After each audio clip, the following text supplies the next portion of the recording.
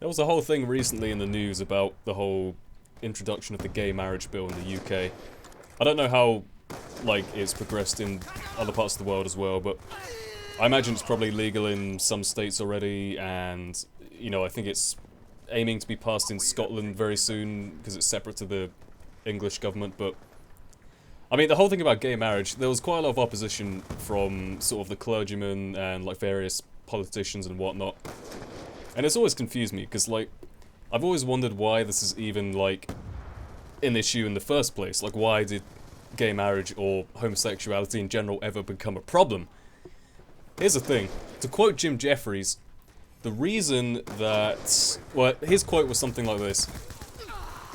If you are opposed to gay marriage, you are a dickhead because it's nothing to do with you. That's basically his fundamental argument there. He's got a point. If there's someone who wants to be a gay, who wants to marry a gay person, what's it got to do with you? Let them do what they want. There's a whole thing like I've always... people say that as you sort of go through puberty or whatever, there's quite a big percentage of people who will have some sort of, like, at least homosexual tendencies for whatever reason. I don't know what causes it. I don't know if it's, like, inbuilt biologically that you want to become slightly homosexual, or it's just purely a preference thing. Like, I've never wanted to eat prawn cocktail crisps, in the same way I've never actually wanted to be homosexual in any manner. I love cross-dressing, that's great fun. But as a straight person, I would like to pledge my support to all gays out there, all gay marriage bills being passed, because I think it's a great thing. The world needs more gays.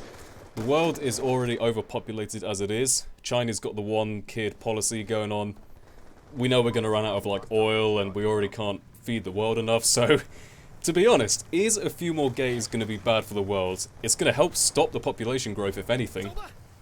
And, you know, the whole thing about the church getting involved, like, religion's obviously a sensitive topic, and I don't want to go too much into it, but not all Christians are against gay marriage, of course. There's plenty of homosexual Christians, lesbians, gays, bisexuals, whatever. They're Christians, they still follow the Christian values of loving thy neighbour and all that kind of stuff. Don't kill people, don't steal. But you think about some of these more sort of, like, devout, purist, in quotation marks, Christians who will follow the Bible sort of more rigorously.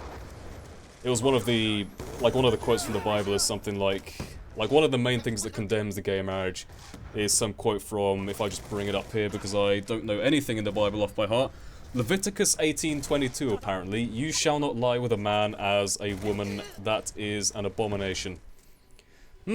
Really? This sort of explains some of the sort of prejudice that many Christians have against, or any religion for that matter, against homosexuals.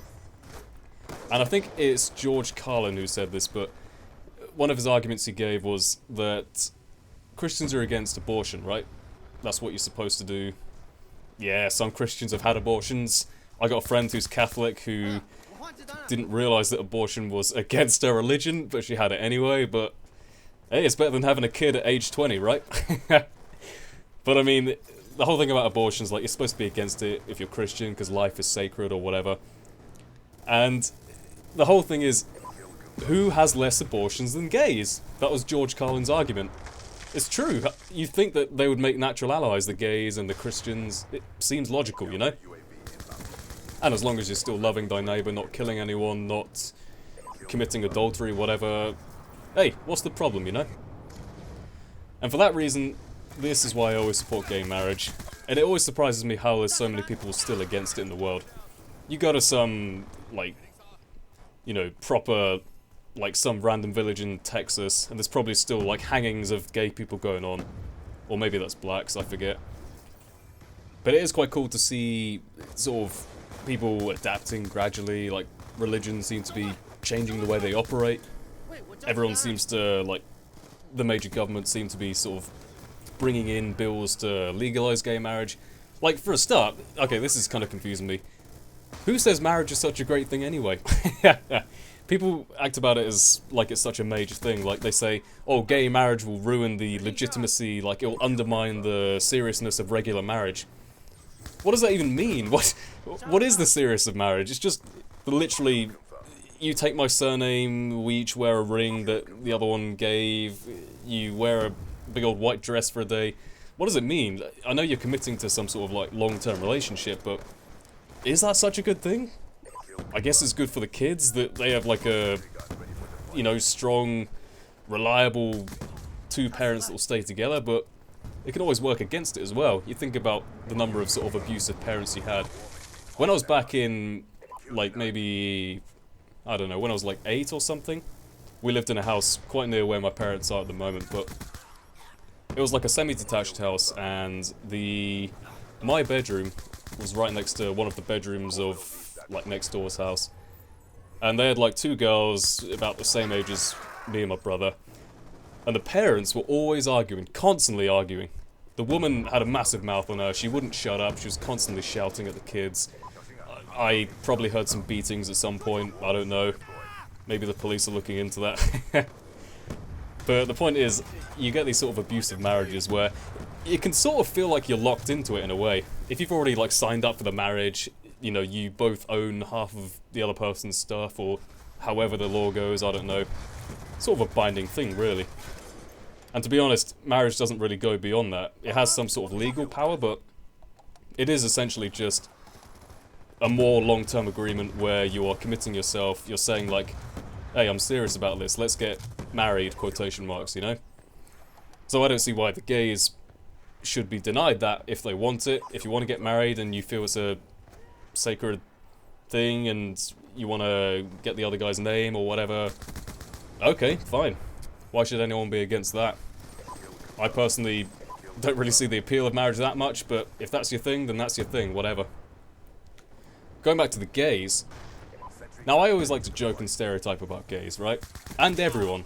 That's just the kind of guy I am, you know? That's the way my mind thinks, but to be honest, the number of, like, homophobic attacks you get and stuff, like, there was a thing in Paris recently, or some part of France, where I think they were attacking some kind of gay... He was like a pro-gay protester or something, and he got brutally beaten up and whatever in the streets. It's pretty bad when it gets to that sort of point, you know? Like I said, I'm a heterosexual, but I do appreciate the more gay things in life. I appreciate bright colours, I appreciate female comedies like 10 Things I Hate About You, I appreciate cross-dressing. I'd argue that people are always too sort of uptight about the whole issue. Whether someone's gay, whether someone's lesbian, even like racial issues. If you go to a guy, you know, you're like describing someone you've met and you say, oh, what's this guy like? Well, he's black. He's black? You can't say that! Why? He's black. He's black, he's not white, he's not Asian, he's black. Who cares? It's like a defining property. It doesn't have any sort of implicit meaning, it's just, that's what he is. And people always sort of, when they see these labels, they'll, you know, automatically draw these sort of conclusions from that. And I think if people stop doing that, start treating people as equals because everyone is equal, except it's not communism, because communism is bad for business. Everyone is equal in the sense that everyone should have the same rights, everyone should be respected, unless they are a dickhead, in which case, them being gay is irrelevant, they are just a dickhead, and they just happen to be gay. So, hope you all enjoyed this random little rant here. Let me know your thoughts in the comment section below. And with that being said, I'll see you all next time. Toodaloo!